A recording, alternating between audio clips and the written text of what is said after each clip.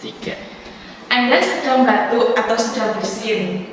Tahukah Anda saat Anda batuk atau bersin, Anda mengeluarkan virus dan bakteri dari saluran pernafasan Anda yang menyebar melalui udara dan cairan tubuh Anda yang dapat menular pada sekitar Anda.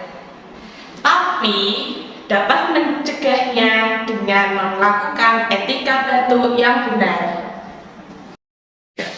Yang pertama, saat batuk atau bersin, Anda dapat menutup mulut dan hidung Anda menggunakan tisu.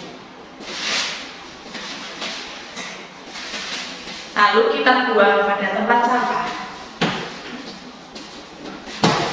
Jangan lupa cuci tangan menggunakan air mengalir atau bisa juga menggunakan hand rub.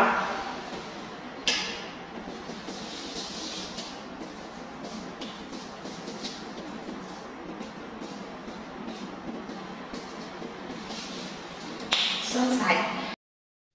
Yang kedua, jika tidak ada tisu, kita dapat menggunakan lengan atas bagian dalam. Yang ketiga, kita dapat menggunakan masker untuk menutup hidung dan mulut kita.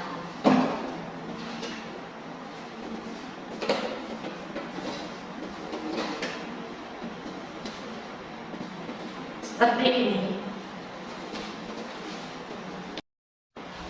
Yang keempat, jangan membuang dahak dan ludah di sembarang tempat.